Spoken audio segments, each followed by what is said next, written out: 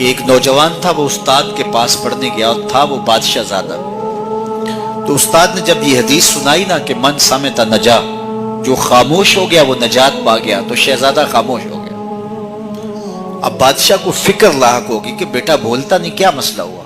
حکماء کو بلایا، کسی نے کہا اس کو جو ہے وہ یہ دیا جائے، کسی کو کہا یہ دیا جائے، کسی نے کہا یہ دیا جائے، ایک حکیم نے کہا اس کو سیر کو بھیجا جائے۔ تو خادم روزانہ سیر کے لیے لے کر کے اس کو جایا کرتا تھا۔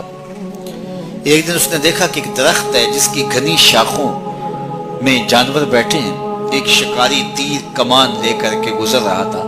اس نے غور سے شاخوں کو دیکھا، اسے کچھ دکھائی نہیں دیا، گزر گیا۔ ابھی گزرا ہی تھا کہ بیٹھی ہوئی فاختہ بول پڑی، تو وہ پھر پیچھے پلٹا اور غور سے دیکھا اور تاک کے تیر مارا، پھڑ پھڑاتی ہوئی فاختہ نیچے آ گئی۔ تو اس کی زبان سے بے ساختہ نکلا، صدقت یا رسول اللہ، اے پیارے رسول آپ نے سچ کہا ہے، نہ بولتی تو نہ ماری جاتی، خاموشی میں نجات ہے۔ بادشاہ روز رپورٹ لیا کرتا تھا کہ بیٹے نے کچھ بات تو نہیں کی، آج بتایا خادم نے کہ یوں یوں ماجرا ہوا ہے۔ بادشاہ سمجھ گیا کہ یہ تو قصداً خاموش ہوا ہوا ہے، تو اس نے جلاد کو بلایا، کہا ذرا اس کو آج الٹا لٹکاؤ نا۔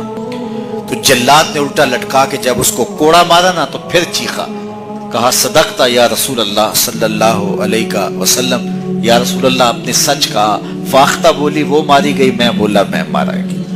خاموشی اختیار کریں گے، جہاں بہت ضروری ہو وہاں بولیں گے، زبان کی آفتوں سے بچ جائیں گے تو بہت سارے گناہوں سے بچ جائیں گے۔ اس کی آفات سب سے زیادہ ہے، سب سے زیادہ گناہ زبان کی وجہ سے۔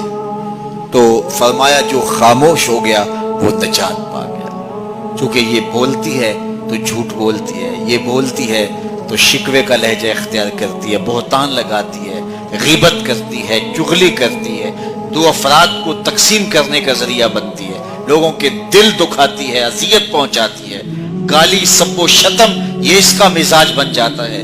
تو اس لیے زبان سے جب بولیں تو خوبصورت بات بولیں یا پھر خاموش رہیں، تو خاموشی نجات دیتی ہے، جو خاموش رہا وہ نجات پا گیا۔